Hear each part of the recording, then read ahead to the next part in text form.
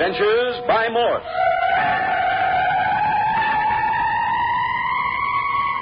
Carlton E. Morse presents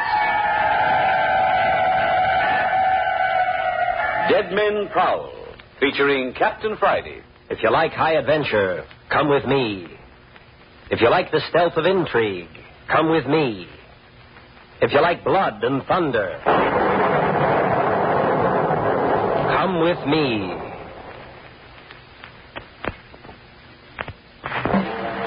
Two days ago, Captain Bart Friday and his friend and guest, Dr. Croft, arrived in the little resort village of Holman, across the bay from San Francisco. They had intended spending a quiet weekend at Captain Friday's summer cottage. But they had no sooner arrived in the village when things began to happen.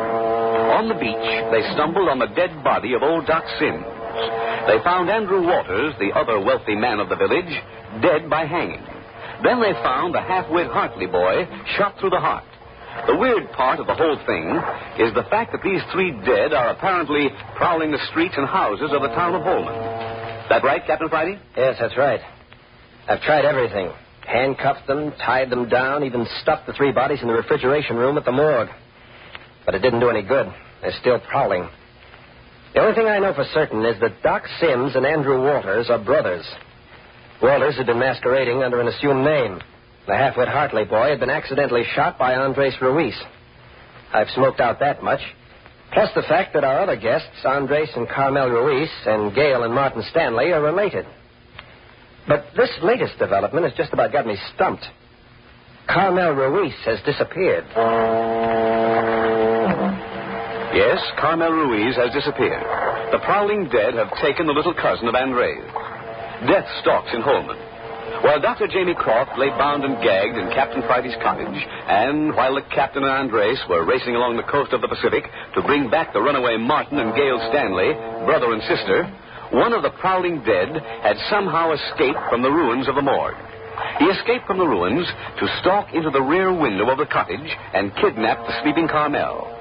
And the dead thing who did this was the strangled body of our own uncle, Andrew Waters, the prowler who earlier had buried Gail Stanley alive in the sand. And the reason Captain Friday knew it was Waters was that the prowler had left damp footsteps on the bedroom floor and on the wet sand outside the window. And those footprints were Andrew Waters. And the thing with the swollen face, dead eyes, and a rope around its neck had Carmel Ruiz in his possession. Andres Ruiz, cousin of Carmel, is beside himself over the disappearance of Carmel. He is pacing the floor in Captain Friday's summer cottage. But I will go crazy. I will kill myself if anything had happened to my Carmel. If you do not find her, Senor Captain, I will go mad. Now, take it easy, Andres. Sit down, will you? Get on my nerves pacing up and down like that. But Captain Friday... Look here, Andres, be reasonable. It's no use running around the country. We'd never find her that way. You'll just hang on to yourself for a minute. You have idea? I might have if you'd be quiet for just 2 minutes. Oh, in 2 minutes I will be mad. I do not know what I do now. Look here, Andres. I can't tell you how sorry I am. I haven't the faintest idea of what happened to Carmel. Well, you have shown very bad nature, Senor Stanley. I do not know what to believe about you. I don't blame you for saying that. It's true, and I know it. And I'm sorry. Well, so why have you done all these things? Say bad things. Try to run away. I don't know. I'm always pulling something I'm sorry for afterwards. But look here, Andres. If there's anything I can do to help save Carmel, I'll go the limit to do it. And he means it too, Andres. Yes, I think he does. Hey, look, everyone. I've got a hunch. I'm going out for 3 or 4 minutes, and you four stay here. Don't one of you dare move out of this room. Not out of the room? Not a move. Like company, Captain? Well, not this time, Dr. Croft. I've got to travel fast. Anyway, I'd like you to stay here with the others. You'll all be safer. But what about your own safety, Captain? Don't worry, I'll be okay. Now, mind now. Don't even leave the room. Where do you suppose he's going? Oh, if he will only bring back Carmel. Oh, I hope he does. I feel we should be doing something. Oh, see what Captain Friday said to wait here? It's all nonsense sitting around in one room when we might be out searching. You are nervous too, Senor Doctor.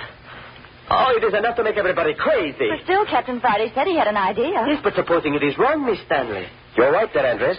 Theories are very dangerous things to work with. They're as apt to be wrong as right. Still, I have very great faith in this Captain. Oh, yes, we must believe in him. We'd be lost if we didn't. Oh, who else have we to turn to? Well, there's Dr. Croft here. I'm afraid I'm not much of a detective, Stanley. I tell you, it is not possible that my Uncle Andrew Walters took Carmel. It is not possible. He's dead. The dead have done a number of impossible things lately, I'm afraid, Andres. Oh, I know, but I see with my own eyes the walls of the morgue fall down on all three bodies. They are pinned under hundreds of tons of stone and mortar. It's a wonder you and the captain weren't killed. Well, we would have been if we had not seen the walls falling and run into the ice-cold room, which protected us a little from the falling stones. A remarkable escape, Andres. Oh, but what I am interested in is about these bodies. They are buried deep under the walls. And yet one of the dead men has carried off Carmel. Open the door. Somebody open the door, quick. Who is the captain? I will open. I will open it. Carmel! Carmel! You found Carmel! Oh, now, get out of the way, Andres. Can't you see she's tied hand and foot? Is she hurt, Captain? Is she hurt? Oh, no. Here.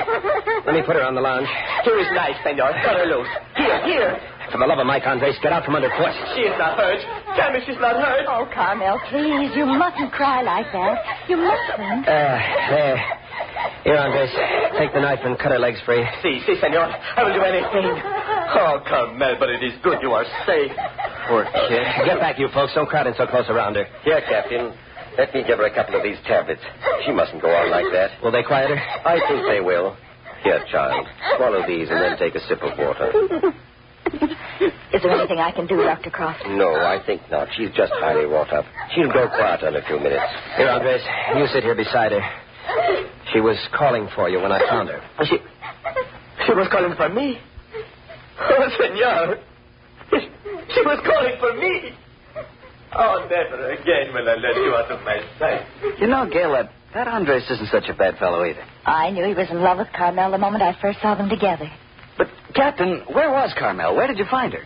If you've examined this cottage closely, you'll notice that the backs of the closets have not been finished off.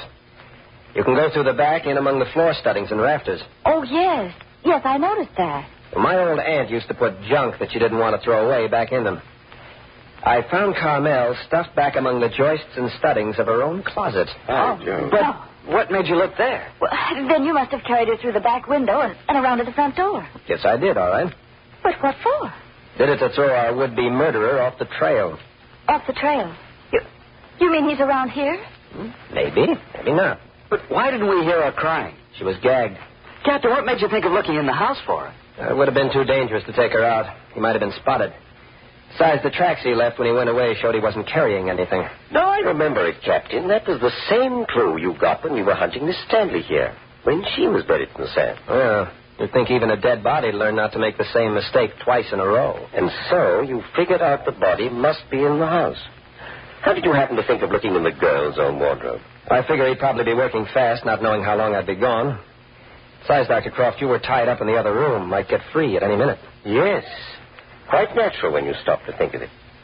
And so, from force of necessity, you figured he'd hide her in the handiest place. Mm-hmm. Force of necessity and craftiness. He'd hardly expect us to look so near the scene of the crime for her. Oh, Andre seems to have Carmel quieted. Perhaps we can talk to her now.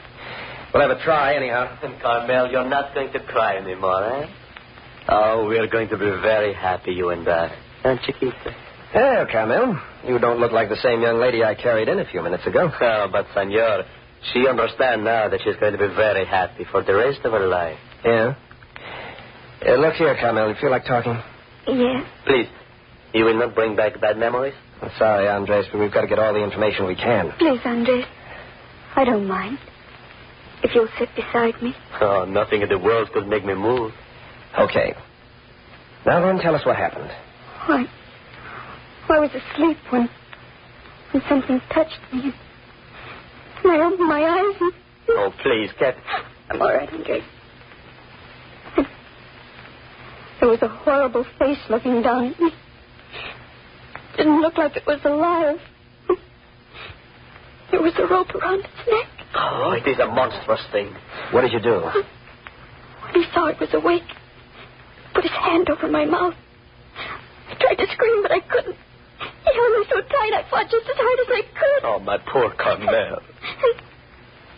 One of his fingers slipped into my mouth, and I bit down on it just as hard as I could. You bit his finger, huh? Yes. And when he jerked it away, there was blood on his hand. Captain, a dead man doesn't bleed. No. Yes, that's just what I was thinking. What then, Carmel? Well, Put a cloth around my face so I couldn't see or scream after he tied me up so I couldn't move. Carried me someplace. What if it is live, man? Captain, my uncle could not be alive and dead at the same time. Never heard of it being done before. But if there's a live man mixed up in this thing, we ought to get after him. Yes, but where will we look? I think that'll be easy. You mean you know where he is? I have a hunch I can walk out that door into the hallway and march our friend Andrew Walters back in here in jig time. What are you saying? You mean he's listening to us on the other side of the door? I have a hunch he's been listening, all right. Oh. Dr. Croft, you mind coming with me? Not at all. You aren't? No, but... Never mind. I don't think we'll have much trouble. Now, you folks stay here.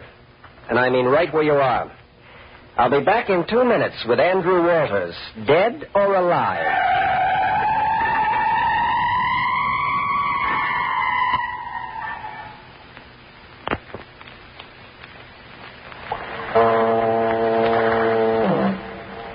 Captain Friday has promised the 4 young people, Andres and Carmel Ruiz and Gail and Martin Stanley, that he would return in 2 minutes with Andrew Walters, the man who was found hanged in his home.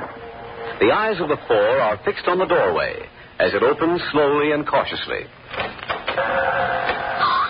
That's him. That's Andrew Walters. Oh, he's the one that choked me. The rope around his neck. Oh, no. All right, go on in. I've got a gat in your back, and I won't hesitate. Take him away. Take him away. It's all right.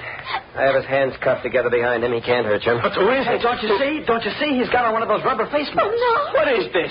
Captain Friday, where's Dr. Croft? Don't you know? But, Captain, it is Dr. Croft behind that mask. Sure. Have a look. Captain Friday, would you mind removing that rope from around my neck? It has an ugly feeling. Now, see here, Doctor. I'm giving you your choice. Do you tell him or do I? Why? To make a very pleasant story, I think I should like to tell it. All right, go ahead. My dear nieces and nephews. What's that? What did you say? Why do you call us nieces and nephews? Because it happens due to certain biologic and sociological phenomena to be true. Oh, cut that stuff out. Who are you anyway? How very like Doc Sims you are in temperament, boy. Nuts. As to who I am, do you recall the autobiography left by Andrew Walters, alias Vance Sims? Do you recall that there was a third brother, Franklin Sims, who was murdered in the Near East? I am Franklin Sims. Right, Captain? That's right. Get along with the story, Doctor. Oh, yes, quite right. You see, that night 20 years ago, when we got news that our father was dead, the night Doc Sims took Vance out and got him thoroughly intoxicated and then hit me over the head and dumped me in a nasty-smelling river. Then Doc Sims, not Andrew Walters, was the murderer. Oh, no, there was no murderer. But I crawled out of the river, and foul and smelly as I was from the thick river water, I continued to live. But if you are who you say you are, why didn't you come back to the United States at once and claim your part of the estate? Because, my dear, for almost 3 years I was so horribly ill, I spent most of my time balancing on the brink between life and death. Later, I went to Germany, and I became a medical student. And still you didn't try to get your share of the money? My life had become a thing apart from my family and my rightful estate. I intended never to return to America. And then about 12 years ago, everything became changed again. I became interested in certain biological experimentations. I spent every cent I had saved, could earn and borrow, and still I needed more. And then I remembered the great fortune which had been taken from me in America. I determined to get it back by fair means or foul. It was mine, and I determined to have it. But, senor, it was not us who had heard. Wait a minute, Andres. I returned to San Francisco under the assumed name of Dr. Jamie Croft and set up office while I got the lay of the land. When I first arrived, my brother Doc Sims held the entire estate. It seemed an easy matter to put him out of their way. Enter my claim. And then I discovered that he had a niece and a nephew to whom the property would go in the case of his death. That's you, Miss Stanley, and your brother Martin.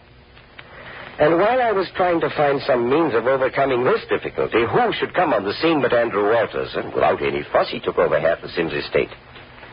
It took me 3 years to discover that he was my other brother, Vance. And then, by a bit of housebreaking and prowling, I discovered that he, too, had a niece and nephew whom he favored in case of his death. They were you, Carmel, and you, Andres. Yes, go on. Well, in the meantime, I was working out a little scheme which worked rather nicely when the time came. About 8 years ago, my brother, Doc Sims, died. Hey, what's that? Our uncle died 8 years ago? Yes, all of 8 years ago. And being on the ground at the time, I quietly buried the body and stepped into his shoes. Now, wait a minute, Doctor. I've known both you and Doc Sims for more than 2 years. Which says a great deal for my ability as an impersonator. Do you mean to say that you've been acting the part of 2 doctors for 8 years? I have sufficient proof for even you, Captain Friday.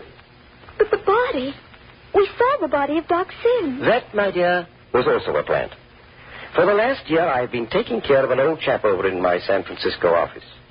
He was a nondescript without any family. But he looked remarkably like me in my role of Doc Sims. For 6 months, I practically made him live with narcotics and drugs, waiting for the proper time to inject him into the picture. And when Andrew Walters mellowed and sent for Andres and Carmel to come and live with him, I knew the time was at hand. Yeah? Well, you'll have to explain that a little. Easily.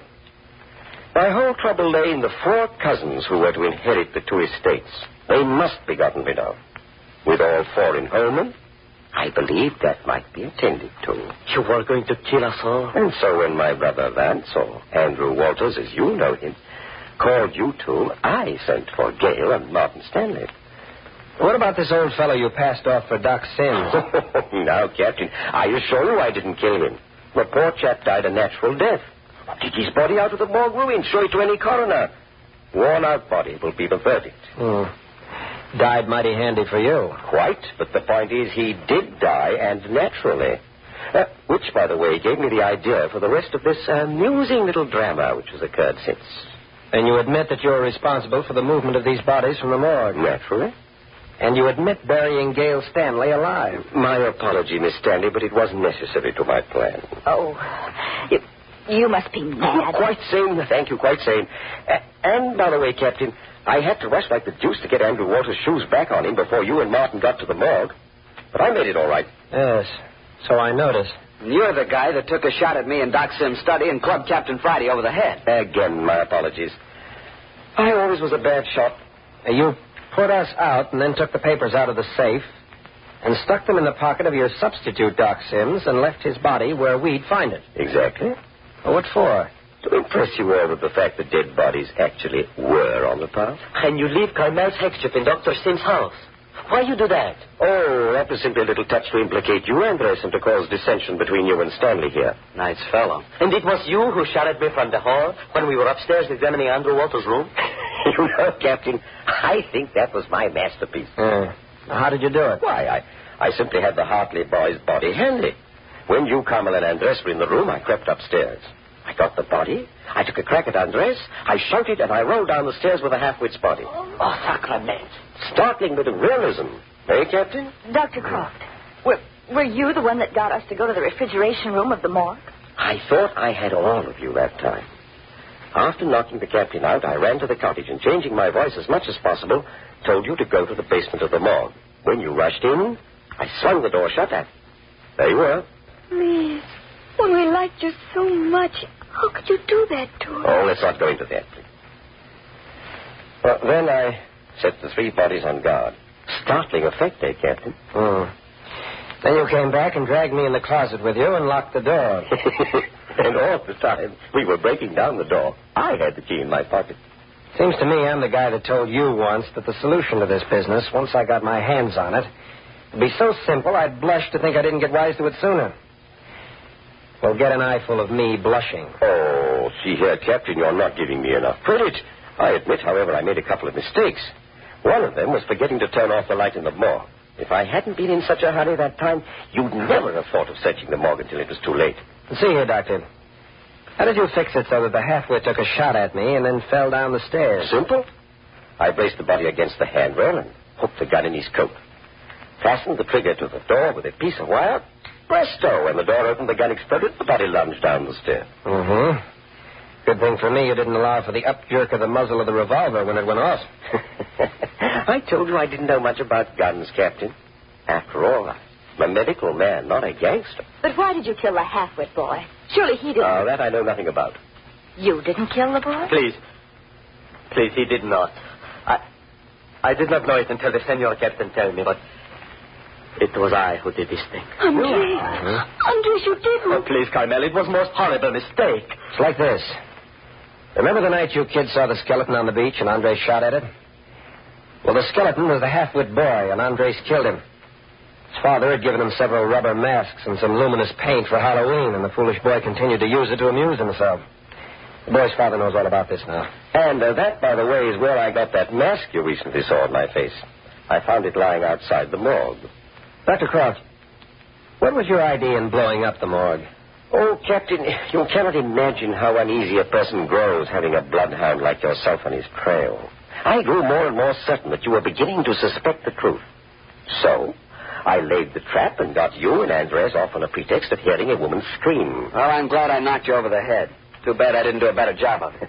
I get your point exactly, Martin. The real Sim Spirit. Oh, I never want to hear that name again. You see, you made a big mistake, Doctor, when you kidnapped Carmel here. I was plain crazy. Yeah, you're right, Captain. But I was getting rather upset. Things were growing a little too warm. You'll have to excuse it on that basis, I'm afraid.